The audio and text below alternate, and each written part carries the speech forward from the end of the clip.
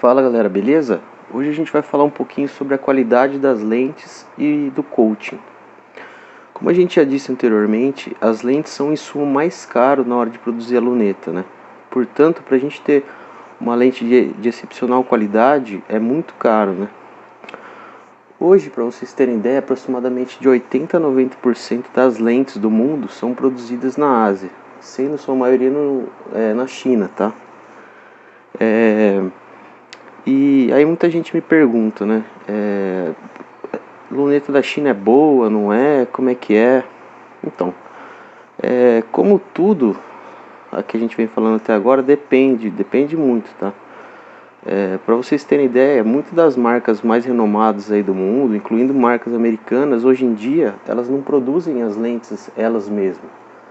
Elas contratam um fornecedor, passam as especificações que elas querem, e esse fornecedor desenvolve a lente, manda para eles, e aí eles analisam se está de acordo ou não, certo? Então, o que aconteceu? Os chineses, com esse know-how todo que eles foram adquirindo ao longo do tempo em produzir lentes para outras empresas, eles começaram a produzir lentes de muito boa qualidade.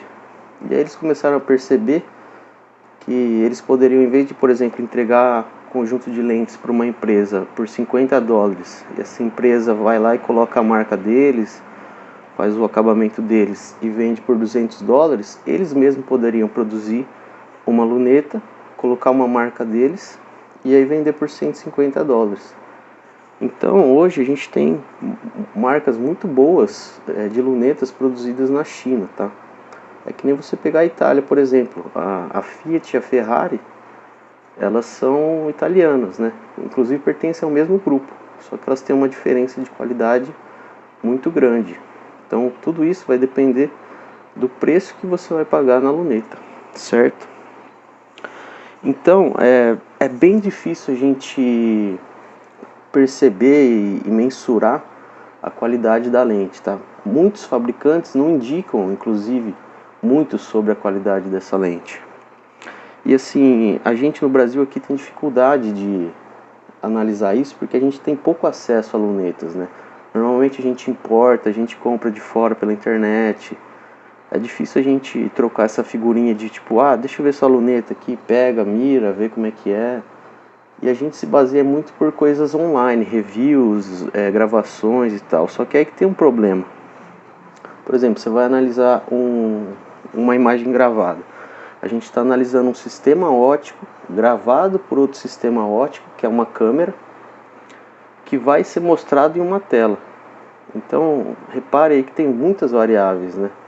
Vai depender da gravação, qual foi a câmera que a pessoa utilizou, vai depender da tela que você está vendo, certo? Então é bem difícil a gente mensurar isso. Existem alguns indicativos que podem mostrar a qualidade da luneta, certo? Um deles é esse Light Transmission Rate, ou seja, taxa de transmissão de luz. Vamos supor que aqui está incidindo na luneta 100% da luz, tá? Essa luz vai ser dissipada aqui dentro da luneta e aqui vai sair um valor pelo ocular menor do que entrou, certo? Essa taxa, que é a taxa de transmissão de luz, pode refletir um pouco sobre a qualidade das lentes, tá? Então, por exemplo, se ela for maior ou igual a 85% de taxa de transmissão, quer dizer que já é uma luneta boa. Maior ou igual que 90% seria uma luneta ótima. E maior ou igual que 95% seria uma luneta excepcional. Seria as top do mercado, normalmente hoje vem mais ou menos nessa faixa aqui, tá? Outra coisa que é legal observar é que as lunetas com zoom fixo, por elas terem menos lentes dentro da construção dela, elas normalmente, se você comparar com uma luneta de igual qualidade de zoom variável, ela vai ter uma taxa maior.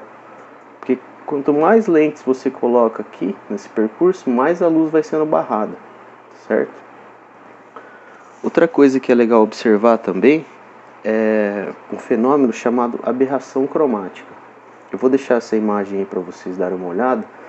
Vocês reparem que a imagem de cima é muito mais nítida do que a imagem de baixo.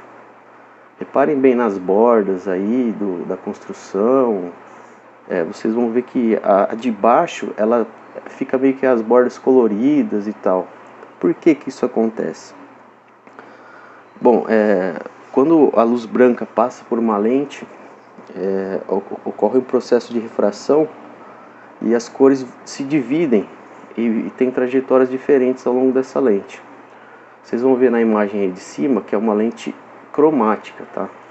Então o que que acontece? Quando a luz passa por ela, ela vai focar em pontos diferentes as cores. Então o vermelho não vai focar no mesmo ponto que o verde, que não vai focar no mesmo ponto que o azul. Isso gera essa aberração cromática que a gente viu aí. Aí o que que eles fizeram? Eles fizeram as lentes acromáticas, que elas conseguem diminuir essa aberração.